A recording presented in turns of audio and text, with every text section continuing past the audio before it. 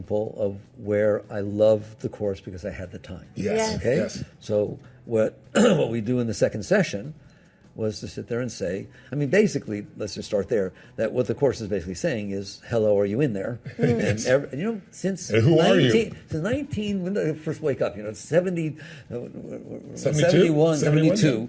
I woke up, I realized, like you said, I'm in there, right? Hello. I would ask people all these years, hello, are you in there? Do you know that Yes. no one ever said no? No one ever said no to the What do you mean by that, though? Hi, are you in there? Who are you? All right. So just whoever you are, you know you're in there. What's it like in there? And that's what the course does. What's it like in there? What's your experience of being in there? And what you realize is, well, I experience the outside world, but that's not all I experience. I have a mind going on in there, and I have this thing called a heart that emanates emotions. And that's your experience, is that you are in there experiencing these things. And then in the course, each session, we take one of those things at a time, right? To say, well, what really is the mind? What really is the outside world? What really is your heart? And what is your relationship to it? And what can be your relationship to it, right? So you're asking about the section that said, what is the world? And it has helped me so much in my growth to keep that perspective, right? And you sit there and you realize, did you make the moment in front of you? Tony, you're very powerful. People see you're very successful, right? How much of this that you see in front of you did you make? Did you invent the camera? No. Did you invent these people? Do you know them? Right? You know what I'm saying? The entire thing around you has nothing to do with you. Yes. Doesn't it? Yes, that's right? right. And yet, I love what you said. You define the only way you're going to be okay is if it's exactly the way you made up. Yeah. Well, you're not going to be It's doing too well. absurd. Yeah. All right? And so you ask the real question of, why is it the way it is? Where did it come from? Yes. And that course starts back with cosmology. It starts with the Big Bang, because all scientists agree that's where it came from. Well, what does that mean, right? And you come back out of the cosmic soup, all right? And basically these atoms get created. You didn't do that, did you? I don't think she did either, right? And all this goes, and then they bond together because of the laws of electromagnetics, right? The way the atoms get together, the electrons get together, and all of quantum physics and all that stuff. You have to understand it. You just understand you didn't do it. Nor did Einstein, nor did the quantum physicists that named it quantum or particles, right? The quantum particles. They didn't do it. It happened by itself through all these years, right? And then eventually it made this molecule called DNA. Yeah. Whoa, right? And that DNA created every single animal and humans and why your eyes are blue. You didn't do any of it. Yeah. So for 13.8 billion years, this went on, right? And the end result is in front of you. How do you not go, wow? I mean, the one that I really see people's mouth drop. So I sit there and say, wait a minute, if you don't get this, right? If your great-great-great-grandmother didn't meet your great-great-great-grandfather, you ain't here. Yeah. That's right. And they go, whoa, that's true of everything. If they, I sometimes, I don't know if I told the story in the course, but I make up a story, right? That there were dinosaurs in Florida. Okay, and there were dinosaurs. Did I tell the story right? And one dinosaur during a mud storm stepped his big foot somewhere, right? And of course the water went in and this and that. That's where Lake Okeechobee came from. Right? Some of it's Down true. the corner here from our house. Right? It's true, right? Every single thing happened by itself. And now you drop down with your consciousness, and what's there now after 13 billion years comes into your consciousness, and all you do is compare it against what you made up.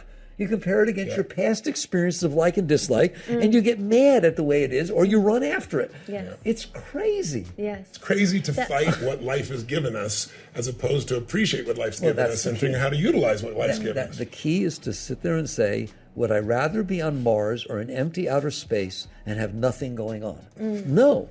Yeah. But this is the gift that was given to me, the moment in front of you. Yes. Right? Yes. But it's not what I wanted.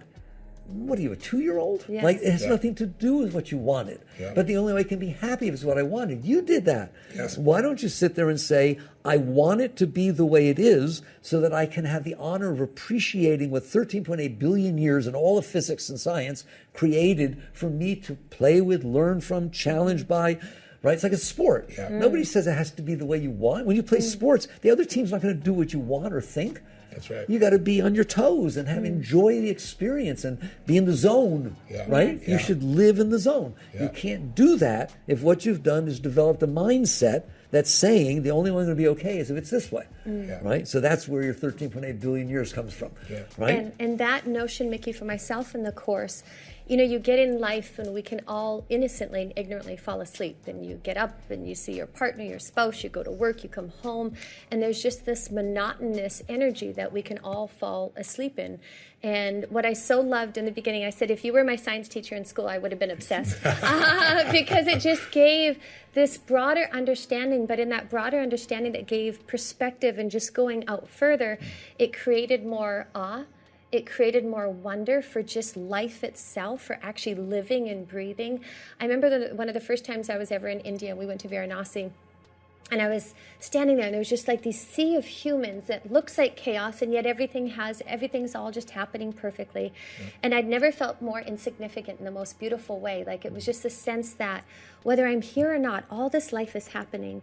And I felt that you demonstrated that in a way, in such in like literally where we, like life itself, something's beating this heart, and we don't even have an awareness and appreciation of that. And so that just really, it brought more awe and wonder and just humility of just this miracle beautiful. Of life in itself. And you did such a masterful job in your, just in your own passion and enthusiasm came through that it engaged us in such a beautiful way. And I loved every minute. I loved truly. That's beautiful. And the examples, you remind me of what we talked about in the courses. Like, there's something like 10 trillion cells in your body that are communicating, working, living, breathing, eating, and so on. You're not controlling any of it. That's right. It's all done perfectly. None, right? And you sit there and you say, well, I need the business to be this way, right? When was the last time you thanked your liver? Wasn't that you think your spleen and pancreas? If they went wrong, you ain't got no business. That's right. Right? That's and right. you just take it all for granted. Yes. And then your mind defines this little tiny thing saying, I'm only okay if this happens. Yes. Yeah. Why are you doing that? Yeah. So it doesn't mean that you're not a great business person or a great athlete or so on. It just means you unburden yourself from this negativity that the mind is creating and the limitation of saying, I'm only okay if this happens, right? Now you can bring your whole being into the decision-making process, into the sports process, into your relationships, instead of trying to use the outside to compensate for the problems you're having. It's a whole different life, isn't it? Completely different.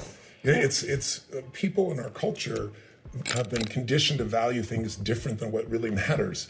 And it's like even happiness is poo-pooed, and happiness is an advantage. Happy people have better relationships. Happy people, you want to be around them. Happy people are better parents. Happy people do better in business. Happy people have more connections. Happy people have more health. And so the question that you're asking really is, what's keeping me from the happiness? And some people think it was airy-fairy, but what you really got to see is it's your constriction of everything having to be a certain way for you to be happy. That's the only thing getting in the way. And if you can learn to appreciate whatever life is offering you right now, you can still appreciate, use it, and then